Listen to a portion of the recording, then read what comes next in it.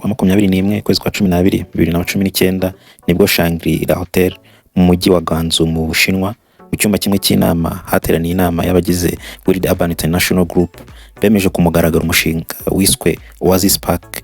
ugizwe na apartment atandukanye cyangwa se amacumbi adasanzwe ariho tugiye kuvuga kuri uyu munsi. Niba ari bwa mbere ugeze kuri Disentence, kora subscribe ubundi twabanire kuri uyu muyoboro rukumbi ukugezaho amakuru update y'imishinga minini itandukanye y'ubwubatsi. Kora like kuri iyi video, kora share ubundi twemeze twibana. Dutangiye tuvuga World Urban International Group ifite icyicaro i Guangzhou mu Bushinwa. Ni ikigo kinini gifite ubucuruzi butandukanye ku rwego mpuzamahanga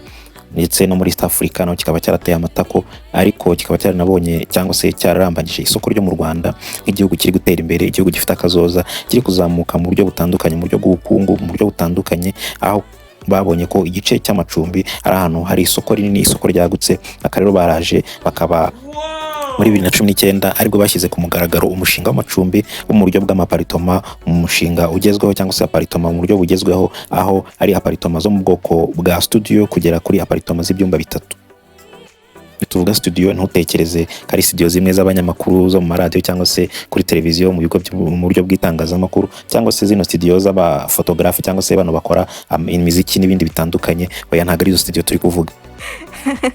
Iyo tuvuze studio mu buryo bw'amacumbi cyangwa se mu buryo bwa aparitoma, nicyo twageranya n'icyumba kimwe ariko kirimo byose. Ubwo tuvuga byose, icyumba kimwe usangamo toilette cyangwa se bathroom ubwo ari toilette na douche ku batabizi neza mu buryo bugezweho. Tuvuze bathroom abarimo toilette ndetse na douche byose biri mu cyumba kimwe cyangwa se biri complete mu cyumba kimwe. Noneho muri cya cyumba kimwe twavuze cya studio hakaba harimo igice cyagenewe igitanda cyangwa se kiba kirimo igitanda cyo kuryamaho. Noneho kandi tukasangamo n'igice cyagenewe cuisine cyangwa se igikoni, ubwo naho dusanga cuisinière cyangwa se ishyiga, yaba ari rya gaze yaba ari ry'umuriro, ndetse kandi tukahabona naho kwicara ubwo mu buryo bwa salo cyangwa se intebe yo kwicara muri salo ifite ameza, ufite na televiziyo yawe imbere, ariko byose bikaba biri mu cyo twakwita nk'icyumba kimwe. Byanarengaho noneho ya studio ikaba yagira nicyo twakwita balcony cyangwa se urubaraza rwo kuba noneho wakwicara hanze ukaba wafata akayaga ukareba umujyi, ukareba ubwiza bw'umujyi, ukicara ukaba wahasomera igitabo cyangwa se ukanywera agakawa, ukaganira n'umuntu uri hanze, ariko noneho wagaruka mu nzu ukaba ugeze muri cya cyumba cyawe kirimo byose twise studio cyangwa se yitwa studio. World Urban yazanye mu Rwanda imishinga itandukanye, ariko nko twabivuze dutangira muri 2019 nibwo yatangije ku mugaragaro umushinga yise Oasis Park, ariko yishyira mu byiciro bibiri cyangwa se twakwita nka phase ebyiri. Aribwo muri 2022 hujujwe phase ya mbere cyangwa se umushinga wa mbere wari ugizwe n'inzu ndende igeretse inshuro zigera ku 10, tutabariyemo inzu yo hasi cyangwa se tuvuze inzu zo hejuru gusa, akaba ari inzu zigera ku 10. Niba ubyibuka neza twavuze ko iyi Oasis Park ari umushinga wo kubaka amacumbi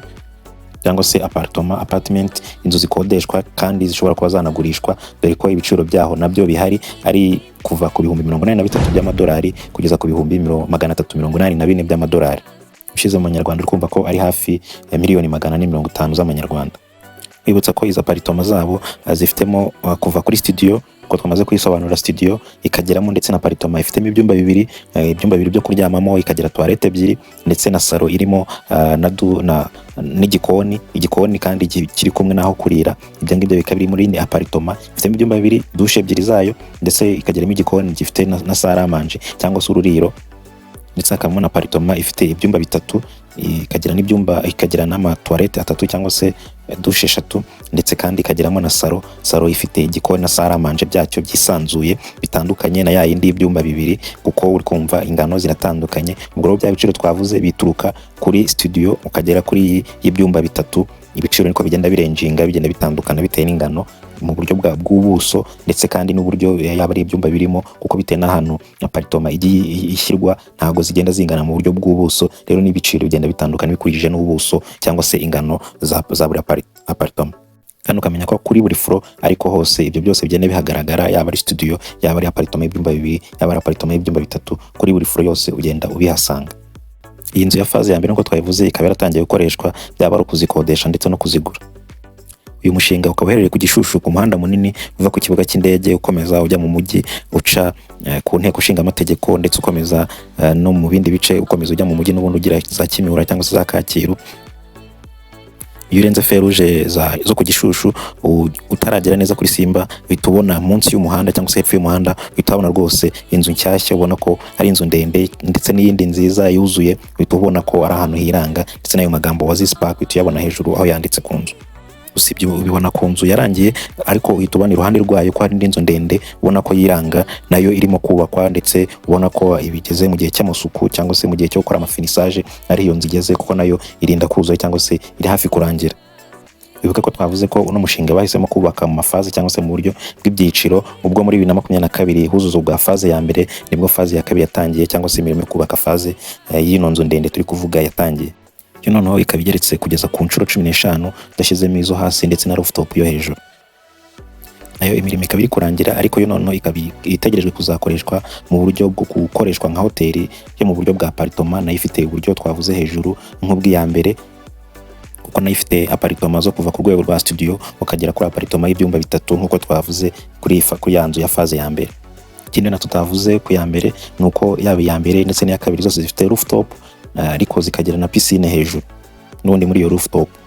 ndetse zikagira na gym n'icyumba cya gym cyangwa se cy'imyitozo ngororamubiri, yaba ari abakeneye kubaka umubiri, abakeneye kurambura imitsi mu nzu zo hasi twakwita nko kuri gano cyangwa se muri basement hazaba harimo hari, kuko nko mu ya mbere yarangiye uburiri birahari, harimo ibikoresho bya gym ku buryo abantu bakora siporo bagorora umubiri cyangwa se bubaka umubiri. Gusa kuri ya kabiri, kuko nkuko twamaze kubivuga izakoreshwa mu buryo bwa hoteli, yo hejuru kuri rooftop yayo hari piscine yego, ariko ya piscine noneho ikaba ifite hirya ku ruhande igice kimwe cya restaurant, cyagikoreshwa nka restaurant, ifitemo n'akabari kageramo na bar, kumva azaba ari ahantu abantu bashobora kugenda bakaruhukira bafata icyo kunywa icyo kurya, ndetse kandi abashaka kujya mu mazi bagakora siporo ya mu mazi bakaruhuka bagakora refreshinga, noneho kandi bitegeye umujyi wose bareba ubwiza bw'umujyi wose, kuko ni ahantu ku nzu ya 15 hejuru yayo uzabona uri kureba umujyi wose, reba ubwiza butatse umujyi cyangwa se uburyo rwose umujyi wa Kigali ushashagirana, yaba mu masaha y'ijoro cyangwa se ku manywa ureba neza umujyi wose witegeye.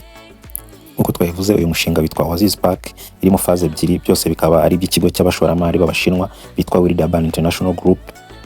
Uko abandi bashoramari bakomeje kubenguka u Rwanda, bakomeje kureba iterambere ry'u Rwanda, babona isoko cyangwa se byinshi amahirwe ya business ari mu Rwanda, nako n'aba Bashinwa nabo babonye nk'uko bagenzi babo nabo bakomeza kubona ayo mahirwe, nabo babonye ayo mahirwe y'ishoramari, yaba ari muri uburyo bwa real estate cyangwa se uburyo bw'amazu akodeshwa, uburyo bwo kugurishamo amazu, kubaka amazu akagurishwa, kuyakodesha. Ko ibyo byose rero babonye ko ari isoko rihari rinini kandi rifitemo amafaranga kandi ryunguka, nabo bifuza gushoramo imari. Kuko nkuko twabivuze bafite business hirya no hino ku isi zitandukanye, nkuko muri kwibona amazu menshi bagenda bubaka hirya no hino atandukanye, yaba ari wa mu Bushinwa amazu maremare rwose, nkuko muri kwibona urabona ko ari amazu agaragara ko ari amazu yo ku rwego mpuzamahanga. Niyo mpamvu rero baje hano mu Rwanda, kuko bitarize za Oasis Park, bafite n'izindi bari kuba n'izindi bubatse z'amavira izwi nka Rakasa Villa. Mbese business ya real estate ni ikintu bumva kandi ni ikintu bazi neza, ariyo mpamvu baje gushoramo imari, kuko bihaye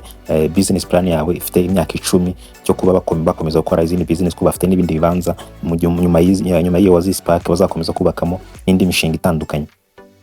kuko bakora ibintu mpuzamahanga. Wabonye amazu yabo ukuntu ameze, yaba ari inyuma uburyo finissage y'inyuma bimeze, yaba ari imbere interior design yaho, ubona ko ari ibintu bazobereyemo, ari ibintu mpuzamahanga cyangwa se ari amazu yo ku rwego mpuzamahanga. Umujyi wa Kigali ukomeje kurimbishwa imiturirwa, natwe rero twiyemeje kubaha update, twiyemeje kubaha amakuru nk'ayo ngayo. Wowe icyo usabwa ni ukora subscribe kugira ngo dukomeze tugendane, ubundi kuri The Sentence ujye ubona byinshi bitandukanye, update nk'izo ngizo, kandi ntibyakubuza gukora like kuri iyi video kuko ntacyo byagutwara, yewe na share kugira ngo bigere ku nshuti n'abavandimwe, ubundi dukomeze twibanire, dukomeze tukugezaho byinshi. Kandi ufite icyifuzo, ufite icyo ushaka tugukorera, watwandikira muri comment, rwose turi tayari, ubundi twagufasha kumenya cyangwa se gusobanukirwa ibyo utaruzi. Uyu munsi twavuze ko Oasis Park, utaha n'iyindi nk'uko bitubajije, kuko turakubereka ubwawe, ibindi byose turi kubategura naho utaha. Bye bye, ciao ciao.